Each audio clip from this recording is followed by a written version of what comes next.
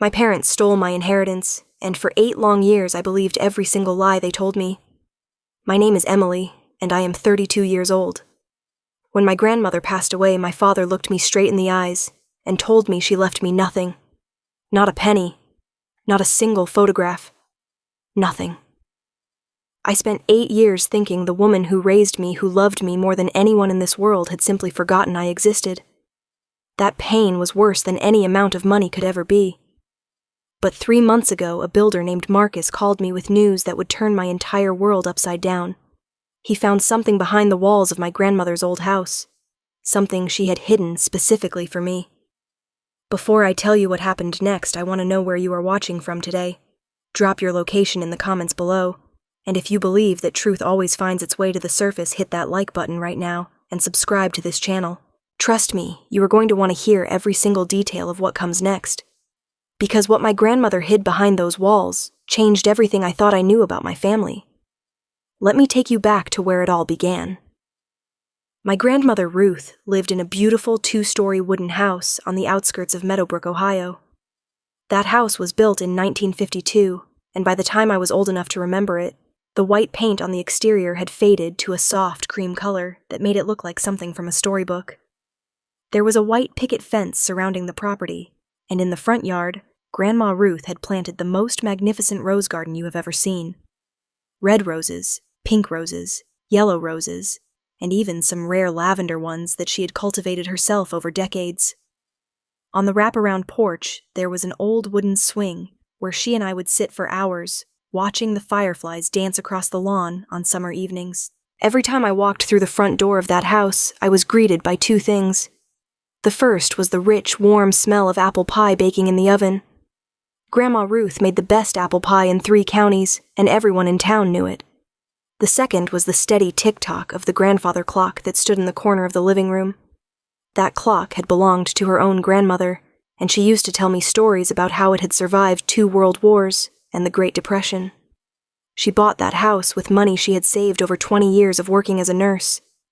Every single penny came from her own hard work, her own sacrifice, her own determination to build something that belonged only to her.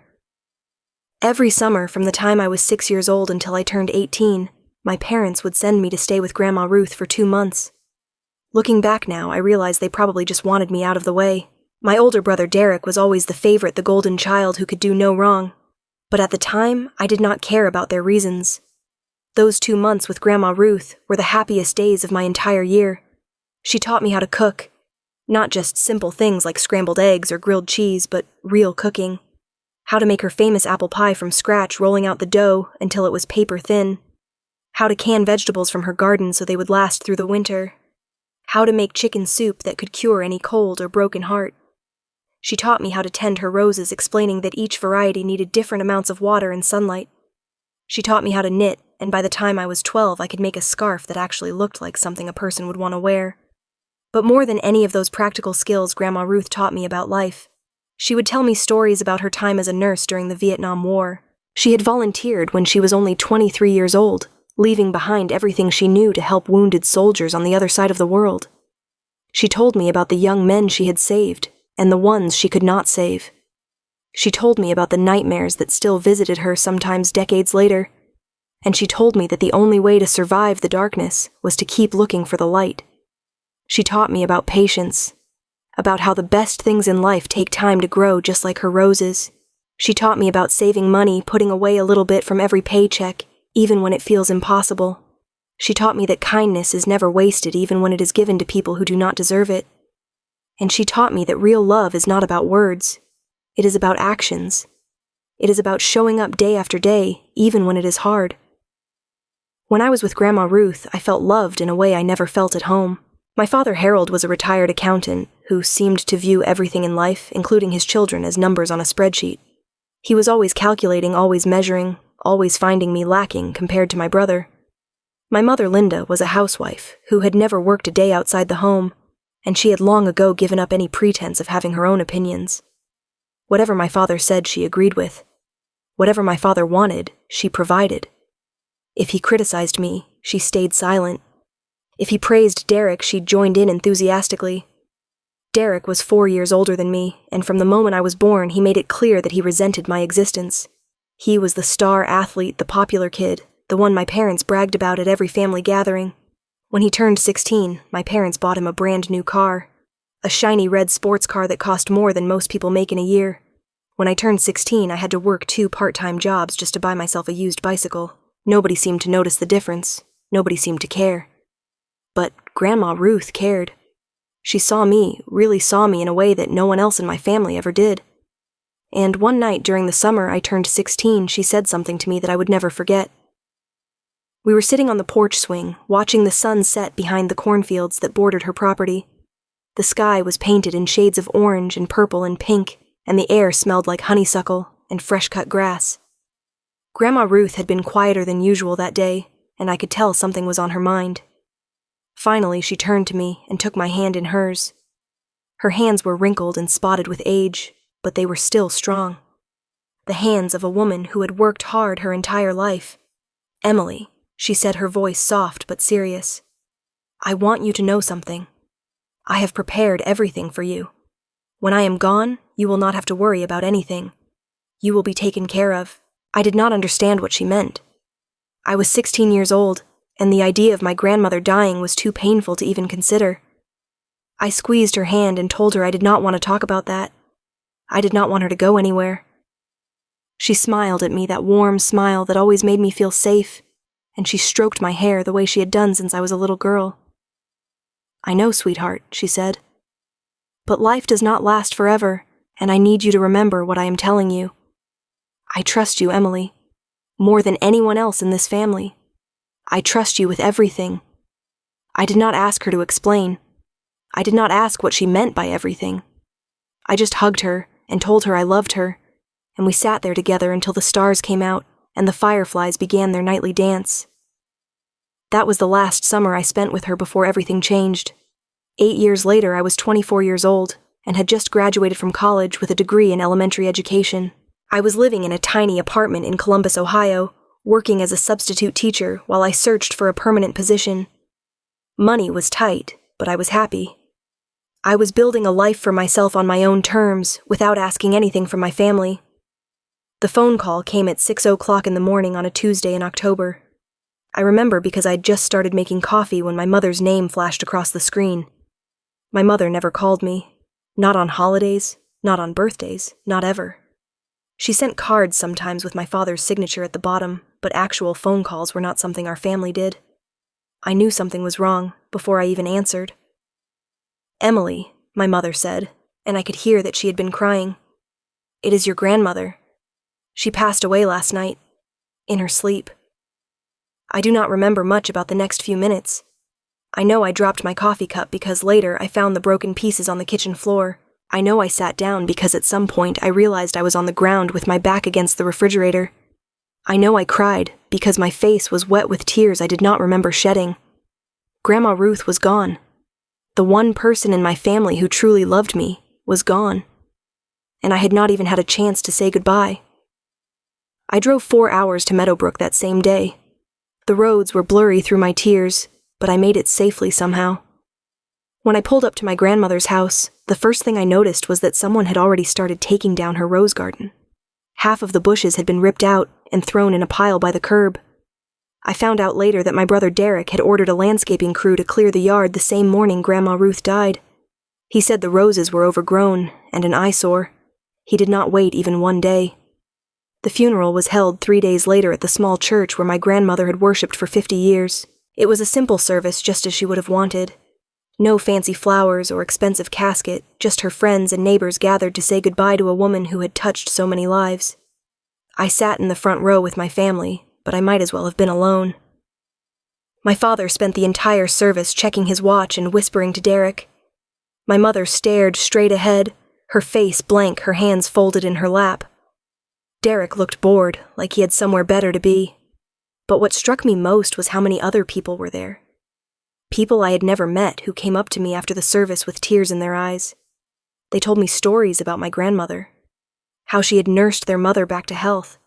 How she had loaned them money when they lost their jobs. How she had babysat their children so they could go to night school. and every single one of them mentioned the same thing. Your grandmother was so proud of you, Emily. She talked about you all the time. She showed us pictures of you at your graduation. She said you were going to change the world someday. Those words should have comforted me. Instead, they filled me with confusion. If my grandmother was so proud of me, if she loved me so much, why had she not left me anything in her will? I found out the answer to that question 2 weeks later at a family meeting my father called at his house in Meadowbrook. We were all gathered in the living room. My father sat in his favorite armchair, the one that looked like a throne, with my mother perched on the arm beside him. Derek sprawled across the couch, scrolling through his phone, not even bothering to look up. I sat alone in a hard wooden chair by the window. My father cleared his throat and began to speak. "The lawyer has read the will," he said, his voice flat and businesslike. "Your grandmother left the house and all her assets to me and Derek." He paused, then looked at me with something that might have been pity or might have been satisfaction. "She did not leave anything to you, Emily." "I am sorry." I felt like I had been punched in the stomach. "That is not possible," I said, my voice shaking. "Grandma told me she had prepared everything for me. She told me I would be taken care of." My father shook his head slowly, the way you might shake your head at a child who believes in Santa Claus. "She probably just said that to make you feel good," he said. "You know how old people get. They forget things. They make promises they cannot keep. The truth is, your grandmother knew you were not responsible enough to handle an inheritance. She wanted her money to go to people who would use it wisely." Derek finally looked up from his phone, a smirk spreading across his face. "Maybe if you had been around more," he said, "she would have remembered you. But you were always too busy with your little teaching dream to visit." That was not true. I had visited Grandma Ruth as often as I could, driving 4 hours each way on my limited budget. But I was too stunned to argue, too devastated to fight back. My mother said nothing. She just sat there staring at the floor, her hands twisted together in her lap. I left my father's house that night, and I did not look back. I drove back to Columbus in a daze, tears streaming down my face the entire way. I could not understand how Grandma Ruth, the woman who had loved me more than anyone, could have forgotten me so completely. I could not understand how all those promises, all those whispered words on the porch swing, could have meant nothing. For months, I replayed every conversation we had ever had, searching for clues. Had I done something wrong? Had I disappointed her somehow? Had she changed her mind about me without telling me? The pain of losing her was bad enough. But the pain of believing she had abandoned me was unbearable. The years that followed were the hardest of my life. I threw myself into my work, eventually landing a permanent position, teaching 3rd grade at a public school in Columbus. The pay was modest, but it was steady, and I learned to live frugally. I found a small 1-bedroom apartment in a building that had seen better days, with a radiator that clanged all night and neighbors who played loud music until midnight. But it was mine, and that was enough. I took on extra work tutoring kids in the evenings and on weekends. Some days I worked from 6 in the morning until 9 at night, barely stopping to eat. I told myself I was building a career, but the truth was simpler than that. I was trying to fill the hole that Grandma Ruth had left behind. I was trying to exhaust myself so completely that I would not have energy left to grieve. It was during my 2nd year in Columbus that I met Jasmine. She was a nurse who lived in the apartment above mine, and we met in the laundry room on a Sunday afternoon. She was struggling with a broken dryer, and I helped her move her clothes to a working machine. We started talking, and by the time our laundry was done, I felt like I had known her my whole life. Jasmine became my best friend, the sister I never had. She was the first person I told about my grandmother, about the inheritance, about the family that had cast me aside. She held me while I cried, and told me that their cruelty said everything about them and nothing about me. She reminded me over and over that I was worthy of love. Over the years, my family occasionally reached out. My mother would call on my birthday, her voice tight and uncomfortable, asking how I was doing, but never really listening to the answer. Derek called once about 5 years after Grandma Ruth's death, asking if I could lend him money. His real estate business was struggling, and he needed a few $1,000s to tide him over. I told him no, and he hung up without saying goodbye. My father never called. Not once in 8 years. I tried to move on. I dated a few people, though nothing ever got serious. I made friends at work, teachers who understood the challenges of our profession and supported each other through the hard days. I built a life that was small, but meaningful, surrounded by people who appreciated me. But every year on the anniversary of my grandmother's death, I would drive back to Meadowbrook. I would park outside her house now, owned by my father and Derek, and I would just sit there. Sometimes for an hour, sometimes for 3. I would look at the place where her rose garden used to be, now just a patch of grass.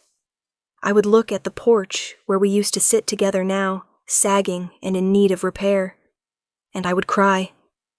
I told myself I had made peace with what happened. I told myself I had forgiven my grandmother for forgetting me. But deep down, the questions never stopped. Why, Grandma? Why did you leave me with nothing? The phone call that changed everything came on a Friday evening in late September, 8 years after my grandmother's death. I was sitting at my kitchen table grading spelling tests and drinking a cup of tea when my phone rang. The number was local to Meadowbrook, but I did not recognize it. I almost let it go to voicemail, but something made me answer. "Is this Emily?" The voice was deep and warm with a slight southern accent. "Yes, this is Emily." "Who is calling?" "My name is Marcus Thompson," the man said. "You do not know me, but I need to talk to you. It is about your grandmother's house." My heart started beating faster. "What about it? I bought the house about 3 months ago," Marcus explained. "Your brother Derek sold it to me. He needed money fast, so he let it go for way below market value. I am a contractor, and I was planning to renovate it and flip it. But when I started tearing down some walls to redo the plumbing, I found something. I could barely breathe." "What did you find?" There was a pause on the other end of the line. "There is a metal box hidden in the wall of the upstairs bedroom," Marcus said. "The one with the window facing the rose garden. Inside the box there are envelopes and documents. And there is a letter. A handwritten letter with your name on it." I did not open any of the envelopes. I figured I should call you first. My hands were shaking so badly I could barely hold the phone. "Are you sure?" I whispered. "Are you sure it says my name?" "I am sure," Marcus said. "And Emily. There is something else. The letter is signed by someone named Ruth." I do not remember what I said after that. I know I asked Marcus a lot of questions, needing to make sure this was not some kind of scam. I asked him to describe the house, and he described it perfectly down to the grandfather clock that was still standing in the living room.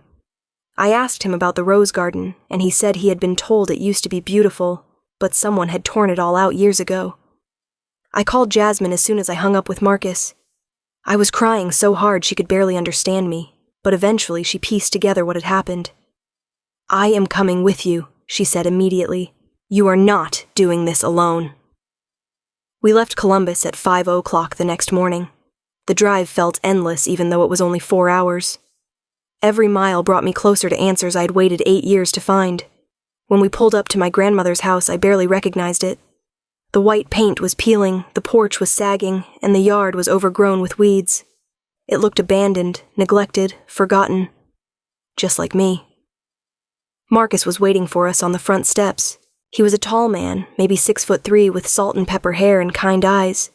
He shook my hand and told me how sorry he was for my loss, even though my grandmother had passed away 8 years earlier.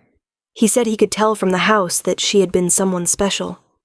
He led us inside past the grandfather clock that was still ticking away in the living room, up the creaky stairs to the second-floor bedroom. The bedroom where I had slept every summer of my childhood. One wall had been partially torn down, revealing the wooden beams and insulation behind it. And there, nestled between 2 beams, was a metal box about the size of a shoebox. It was bolted to the frame of the house itself, as if my grandmother had wanted to make sure it would never move. "I did not touch it," Marcus said. "I figured it belonged to you." My hands were trembling as I reached for the box. Jasmine stood beside me, her hand on my shoulder, giving me strength. The box was heavy. I carried it over to the bed, the same bed I had slept in as a child, and I sat down. Jasmine sat beside me. Marcus stayed by the door, giving us space.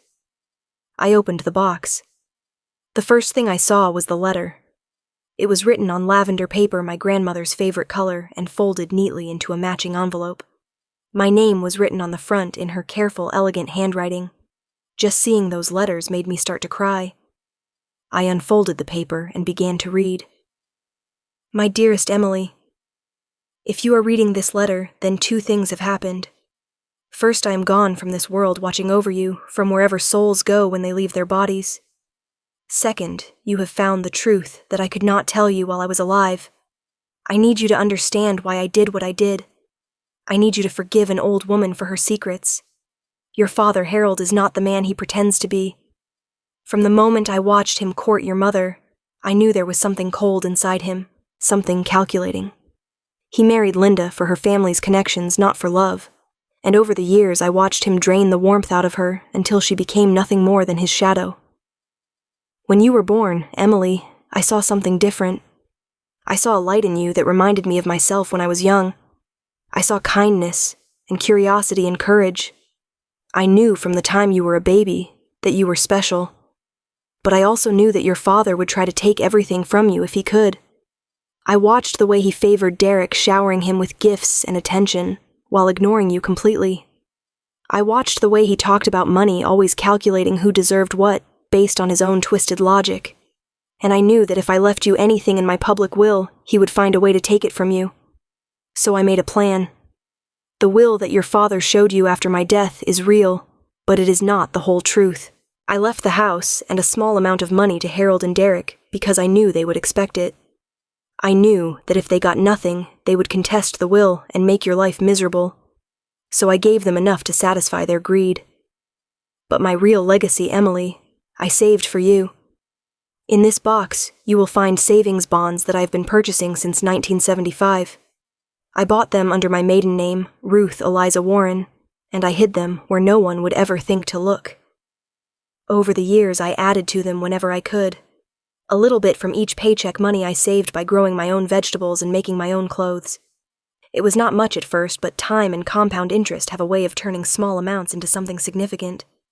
As of my last calculation in 2013, those bonds were worth approximately $2,400,000. By the time you find them, they will be worth even more. I also want you to know that I created another will, a real will that names you as my sole beneficiary. I gave a copy to my lawyer, Catherine Wells. She has been my friend for 30 years, and I trust her completely. Find her, Emily. She will help you claim what is rightfully yours. I am so sorry I could not tell you this while I was alive. I was afraid that if I said anything even to you, your father might somehow find out. He has always had a way of discovering secrets. So I kept silent and I prayed that someday you would find this box and know the truth. You are the best thing that ever happened to our family, Emily. You are my light, my hope, my legacy. Everything I have belongs to you, not because of blood or obligation, but because you earned it. You earned it by being kind when others were cruel. You earned it by working hard when others took shortcuts. You earned it by loving me, an old woman, with too many secrets without ever asking for anything in return. I love you more than words can say. I always have, and I always will, even from beyond the grave. Take what is yours, Emily. Build the life you deserve. And never ever let anyone make you feel like you are not enough.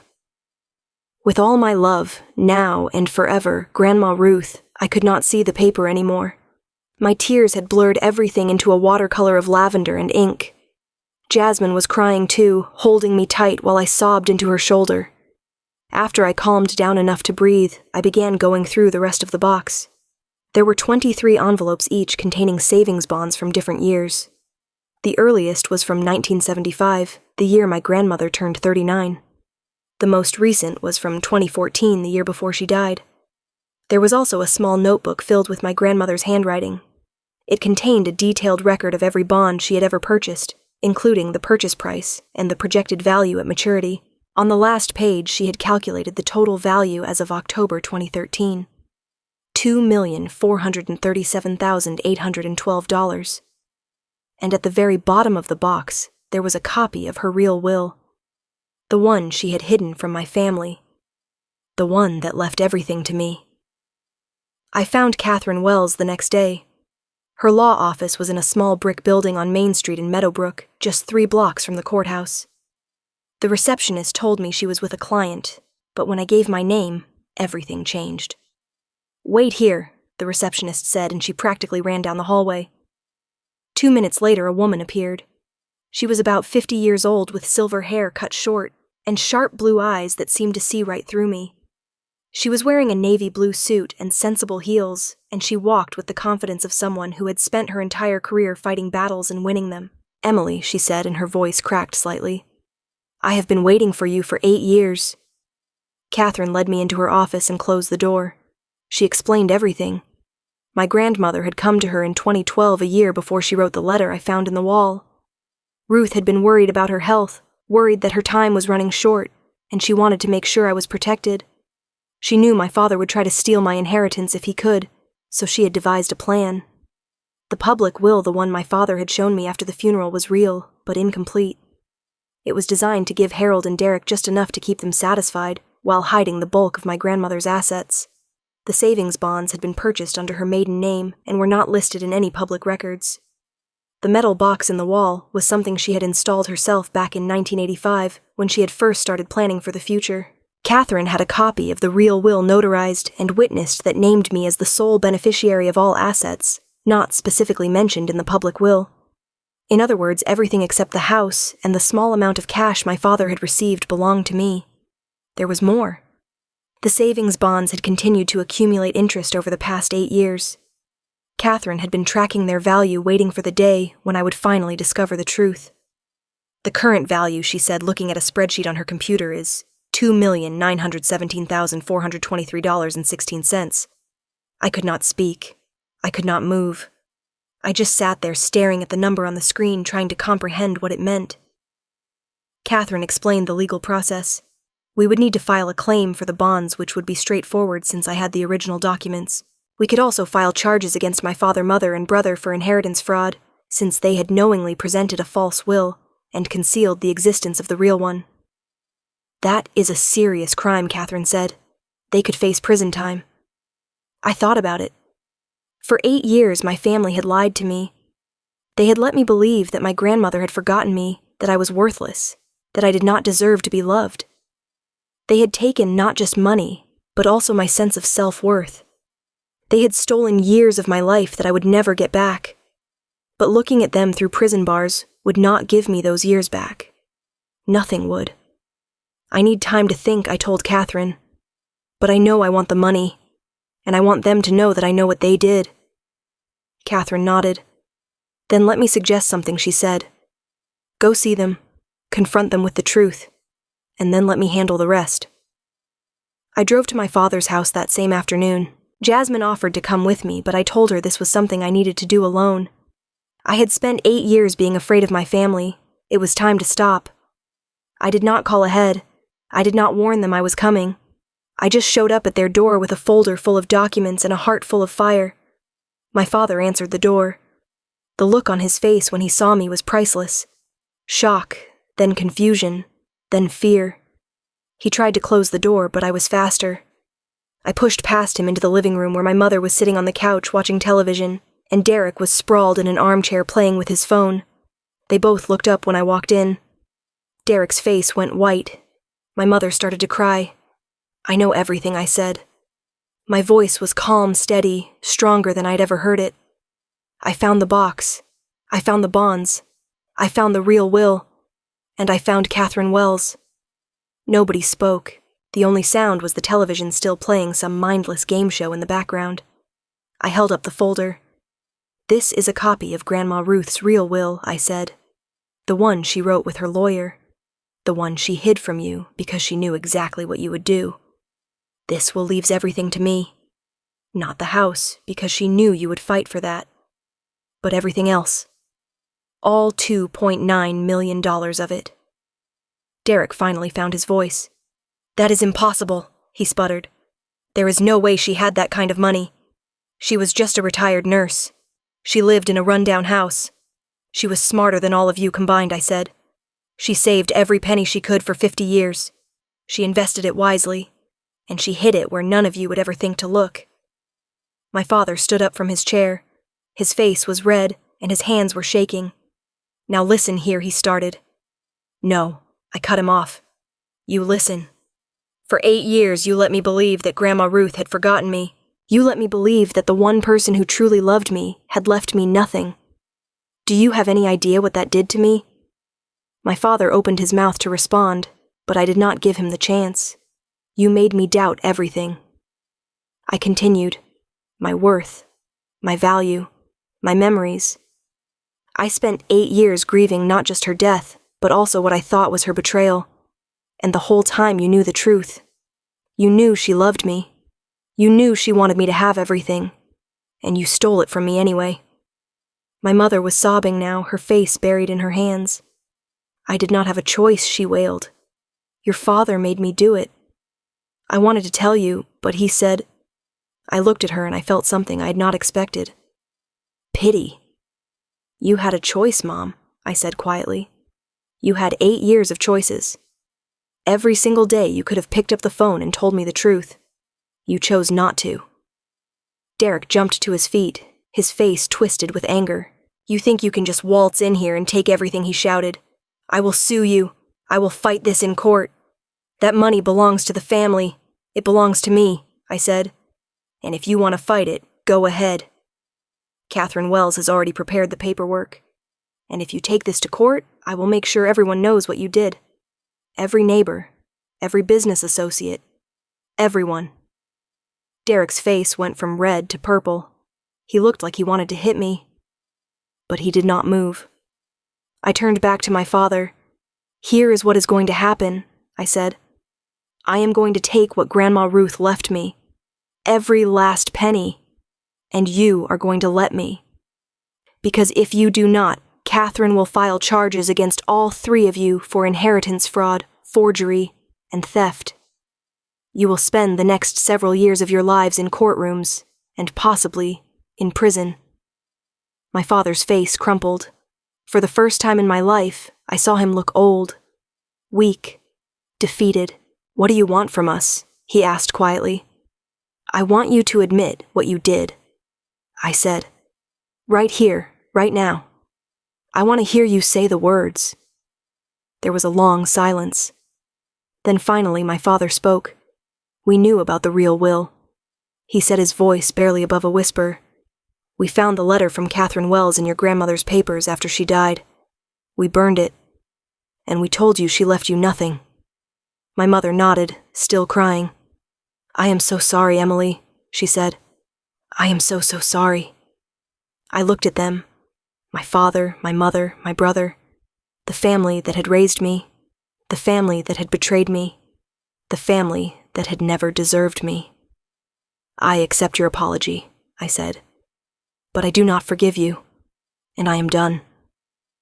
I walked out the door without looking back. It took 6 months for everything to be finalized. Catherine worked tirelessly navigating the legal system with the skill of someone who had been doing it for decades. The bonds were authenticated and converted to cash. The will was validated. And my family did exactly what I told them to do. They cooperated. The final amount after taxes and legal fees was $2,689,000. More money than I had ever dreamed of having.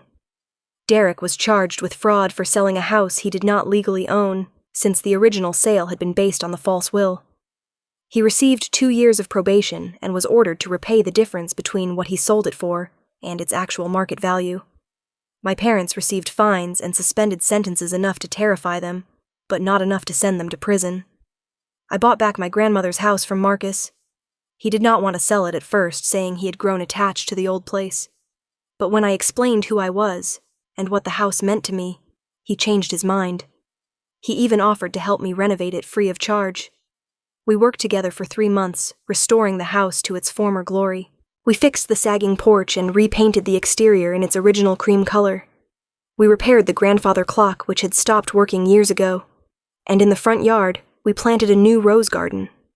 Red roses, pink roses, yellow roses, and lavender ones just like my grandmother used to grow. I quit my teaching job in Columbus and moved back to Meadowbrook. With the money I had inherited, I established a scholarship fund in my grandmother's name to help young people from low-income families pursue careers in nursing, just like she had done. Every year, the Ruth Warren Memorial Scholarship sends 2 students to nursing school with their tuition fully paid. I also started writing a book about my grandmother's life, about her childhood in rural Ohio, her years as a nurse in Vietnam, her decades of quiet generosity in Meadowbrook. I interviewed her friends and former patients, collecting stories I had never heard before. Stories about a woman who gave everything she had to others, who never sought recognition or praise. who simply believed that kindness was its own reward. Marcus and I became close friends during those months of renovation. He was a widower whose wife had passed away 5 years earlier from cancer, and he had a daughter named Lily who was 12 years old and loved to read just like I had at her age. We would have dinner together on the porch some evenings, watching the sun set behind the cornfields, talking about everything and nothing. I will not pretend the healing was easy. For months after I confronted my family, I still woke up angry. I still cried when I thought about those lost 8 years.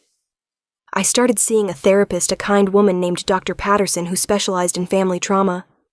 She helped me understand that what my family did was not my fault, that their cruelty was a reflection of their own brokenness, not my worth. Slowly, gradually, the anger began to fade, not because I forgave my family, but because I stopped letting them take up space in my heart. I realized that forgiveness is not about excusing what someone did. It is about freeing yourself from the weight of carrying it around. I have not spoken to my father or Derek since that day at their house. My mother sends cards sometimes, but I never respond. Maybe someday I will be ready to see them again. Maybe I never will. Either way, the choice is mine. And that is the thing my grandmother taught me in the end. The most important lesson of all. That we do not get to choose our families, but we do get to choose how much power we give them over our lives. We get to choose who we become, regardless of where we came from. I am 33 years old now. I live in my grandmother's house, surrounded by her roses and her memories. I spend my days running the scholarship fund, writing my book, and building a life that would make her proud. Sometimes, late at night, I sit on the porch swing and I talk to her.